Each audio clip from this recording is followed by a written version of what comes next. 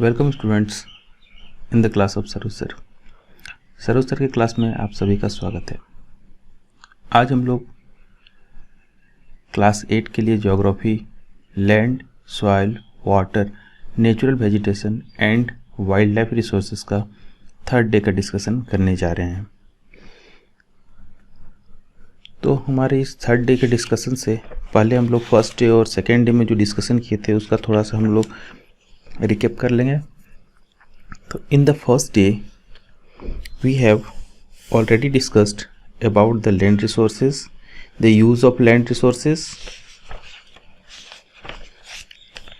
Factors affecting land use, classification of land resources according to the ownership, conservation of land, soil formation and factors of soil formation. We have already discussed these points and now today we are going to discuss soil profile. A vertical section of soil from the surface of the parent rock along with the soil horizon is known as soil profile. The soil profile is different in different places. The main layer of horizon in the soil are. अब जिस parent rock से, जिस rock से soil बना होता है, उस rock के ऊपर जो सॉइल प्रेजेंट होता है इसी को हम लोग सॉइल प्रोफाइल कहते हैं। आप लोगों को मैं दिखाता हूँ कि ये सॉइल प्रोफाइल किस तरह से है।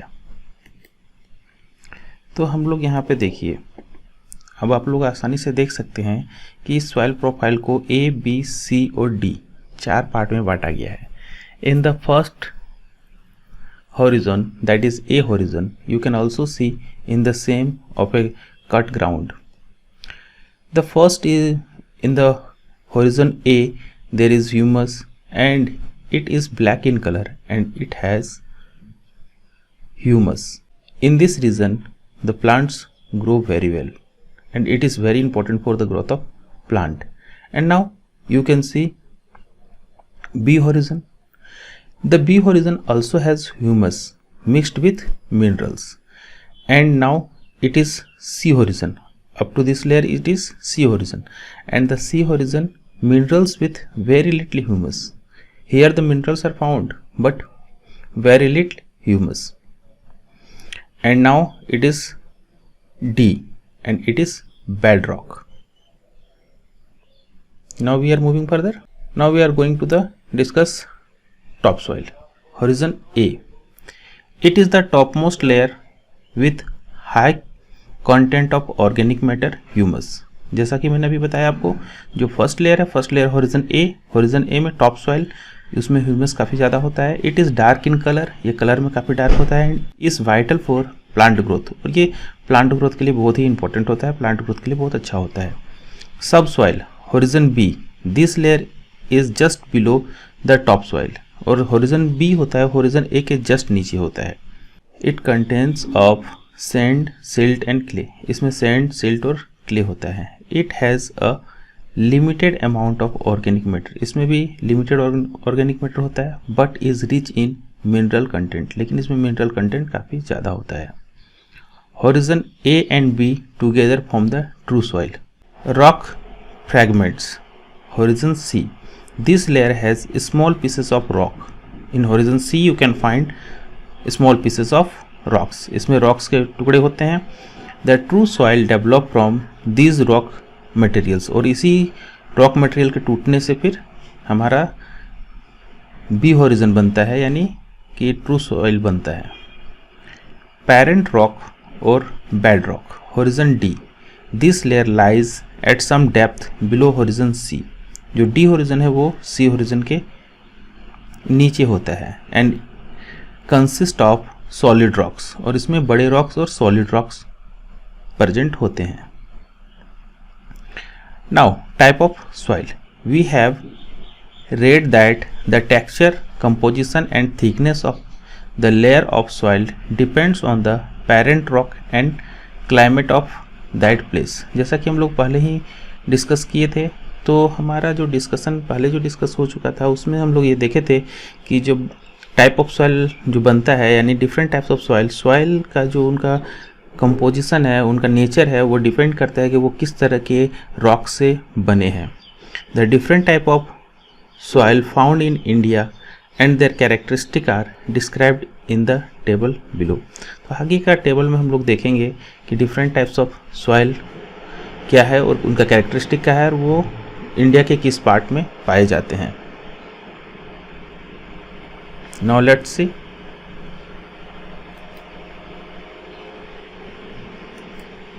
Now, type of soil, alluvial soil, where it is found, or the main function of alluvial soil formed by deposition of silt brought by rivers, and characteristic is high content of humus make it fertile. Region where it is found, North Plains of India and Delta region. Main crops, which crops can be grown in this type of soil? Suitable for most of the crops. Black soil formed due to weathering of lava rocks, rich in potash, iron, magnesium, but deficient in nitrogen, phosphorus and organic matter. Region where it is found, Deccan Plateau, Maharashtra, Gujarat and Madhya Pradesh. Main crops which can be grown, cotton and sugarcane. Red soil formed by weathering of igneous and metamorphic rock. Characteristic, less fertile due to the deficiency of minerals, but adding manure make it fertile. Region where it is found, in Tamil Nadu, Karnataka, some part of Maharashtra, Andhra Pradesh and Orissa. Main crops that can be grown, jowar, bajra, pulses, etc. Next, laterite soil formed due to intense lynching of soil caused by heavy rainfall, and the characteristic is less fertile, low humus content, western coastal region and areas of heavy rainfall. The crops that can be grown, rubber, coffee, cashew, etc.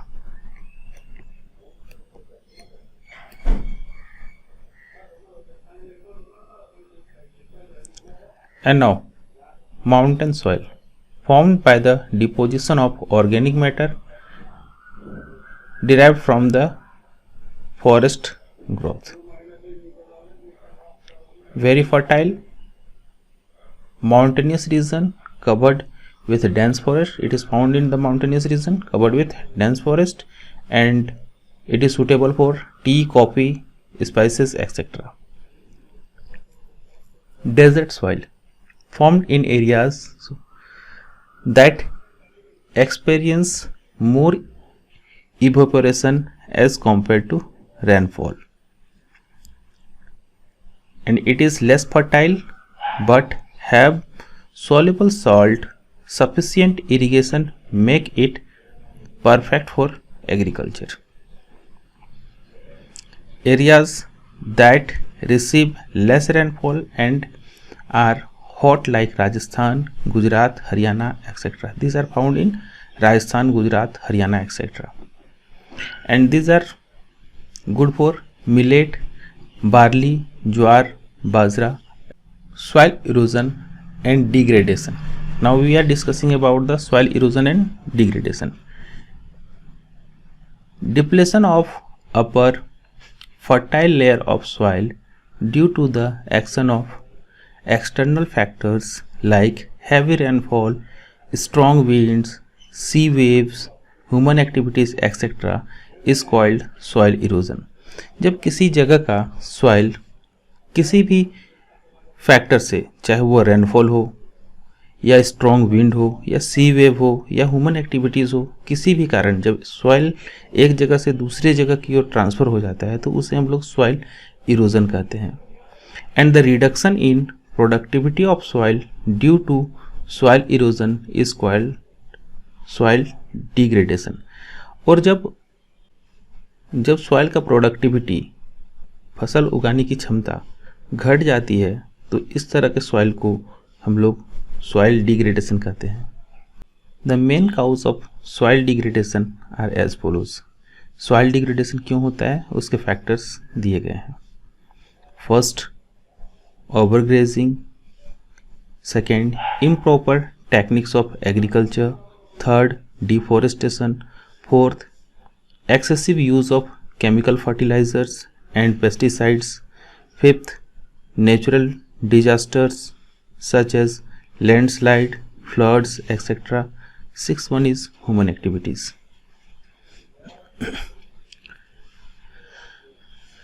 Conservation of soil. Maintaining the quality of soil and protecting the soil from erosion or reduced fertility is called soil conservation. Soil को जब हम लोग उसकी productivity को maintain करके रखते हैं और सॉइल इरोजन से उसको बचाते हैं, इसी को हम लोग सॉइल कंजर्वेशन कहते हैं। Following method should be followed for the conservation of soil. Soil conservation के लिए ये फॉलोइंग मेथड्स हैं जो कि बहुत इंपॉर्टेंट है। First is afforestation, terrace cultivation, shelter belt, counter plugging, counter barriers, mulching, rock dams, change in agriculture practices. And now we are going to discuss each of them one by one. The first one is afforestation. The first and the earliest way to prevent soil erosion is to plant trees. Trees लगाकर soil को हम लोग protect कर सकते हैं। जैसे कि trees के root मिट्टी को पकड़ के रखते हैं, उसको एक जगह से दूसरी जगह हवा से या पानी से बहने से बचाते हैं। The roots of trees hold the soil firmly and control the flow of water. The leaves falling from the trees add humus to the soil. और ट्रीज से जो लीव्स गिरते हैं वो ह्यूमस बनाते हैं और सॉइल को इनरिच करते हैं। Hence afforestation should be practice to prevent the degradation of soil.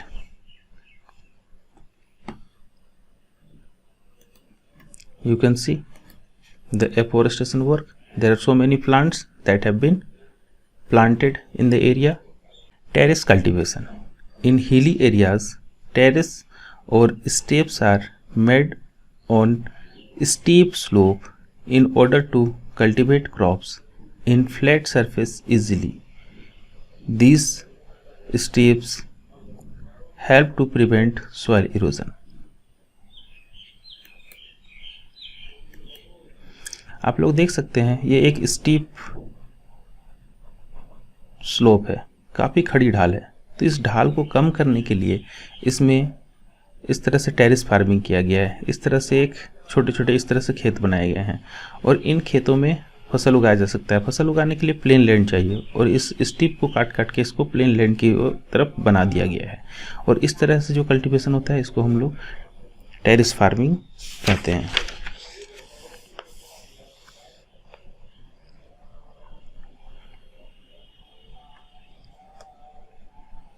Shelter belts. In desert areas and coastal regions, the speed of wind erodes the soil.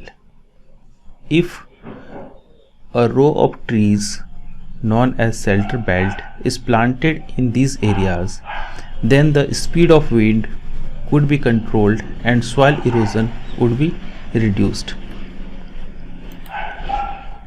हम लोग इसमें देख सकते हैं कि जो कोस्टल एरियाज़ और डेजर्ट एरियाज़ में विंड का स्पीड काफ़ी ज़्यादा होता है। तो विंड के स्पीड को चेक करने के लिए, विंड की स्पीड को कम करने के लिए, उसको रोकने के लिए, जब विंड तेज़ी से आएगा तो यहाँ से नीचे जितना भी मिट्टी है यानी कि मृदा है इसको भी उड़ाकर ले जा सकता है। तो इसके लिए हम लोग काउंटर बेल्ट्स बनाते हैं। इस तरह से ट्रीज़ एक रो में लगाते हैं जिससे कि विंड का जो स्पीड है, विंड जब इधर से आएगा तो वो विंड स्लो हो जाएगा और यहाँ की मिट्टी को उड़ा करके आगे ले नहीं जा पाएगा और यहाँ हम लोग आराम से प्लांटिंग कर सकते हैं। और जिस समय प्लांट नहीं भी लगे रहेंगे उस समय भी जो सॉइल इरोजन है वो कम हो सकता है।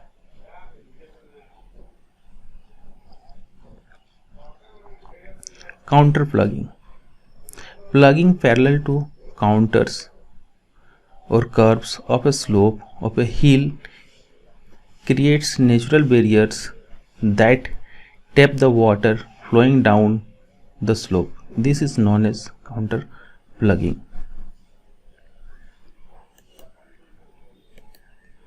देखिए काउंटर प्लगिंग क्या है। जब ये खेत को इस तरह से कल्टीवेट किया गया है, मैं इसे ठीक से समझाता हूँ आपको। अब देखिए काउंटर प्लगिंग में क्या है, ये ढाल इधर से इधर है, यानी कि ये जो स्टीप है, ये ढाल है, ये इधर से इधर है। वाटर का फ्लो इधर से हिल से नीचे की ओर होगा। अगर हम लोग इसको प्लगिंग सीधा इस तरह से अगर खड़ा रेखा में करते हैं तो क्या होगा कि वाटर जब यहाँ से आएगा तो वाटर काफ़ी तेज़ी से यहाँ से निकल जाएगा नीचे, और इससे क्या होगा कि वाटर फिर अपने दोनों साइड से, इस साइड से भी और इस साइड से भी, जो मिट्टी होगा उसको काफ़ी तेज़ी से बहा करके ले जाएगा और सॉइल इरोजन होगा। इसके जगह पर अब हम लोग यहाँ पे जो एग्रीकल्चर प्रैक्टिस करते हैं उस समय अगर हम लोग उसका जुताई यानी कि प्लगिंग इस तरह से करें, तो वाटर जब फ्लो होके यहाँ से आएगा तो वाटर फ्लो होके आएगा और इस जो प्लगिंग है यहाँ पे जो नाला बना हुआ रहेगा इस पे आके रुक जाएगा और वो मिट्टी को बहा के ले नहीं जा पाएगा, वो इसे यहीं छोड़ देगा और वाटर लॉकिंग भी हो जाएगा। बहुत देर तक वाटर इसमें जमा भी रह सकता है। इसलिए जो खड़ी ढाल है वहाँ पे हम लोग काउंटर प्लगिंग करते हैं। Counter barriers, obstruction made with the help of stone, grass, soil, etc. along with the hill slope are called counter barriers. They create trenches that help to collect water.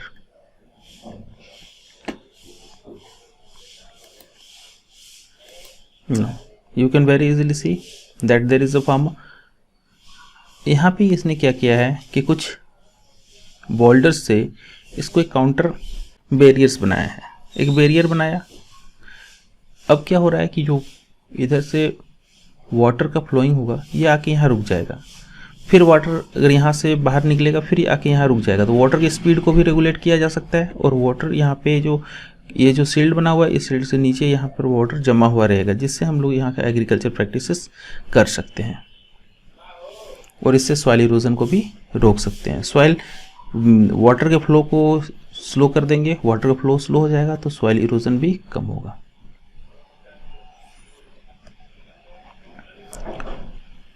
Mulching. In this process, the soil between plants is covered by a protective layer of organic matter like straw, also called mulch, in order to retain the moisture of the soil and reduce the soil erosion.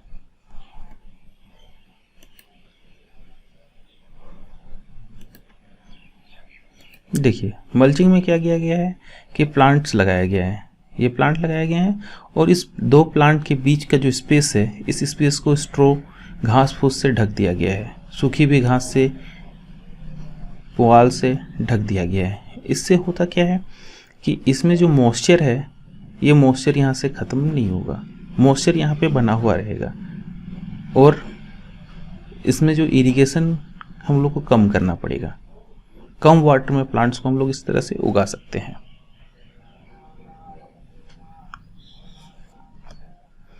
Now, rock dams. In many areas, rock are stacked together to reduce the flow of water. This prevents the creation of gullies and the washing away of soil. Now, ये हम लोग देख सकते हैं इस तरह से एक शेल्टर बना दिया जाता है रिवर के फ्लो को रोकने के लिए, या तेज़ी से जो इधर पानी आ रही है इसको पानी को रोकने के लिए हम लोग इस तरह से एक काउंटर बना देते हैं। अब इस काउंटर में क्या होता है कि इधर से जब पानी तेज़ी से आता है तो पानी का स्पीड भी, वाटर का स्पीड भी कम हो जाता है, रिड्यूस हो जाता है और इससे ये मिट्टी को ज़्यादा बहाकर नहीं ले जा सकता है।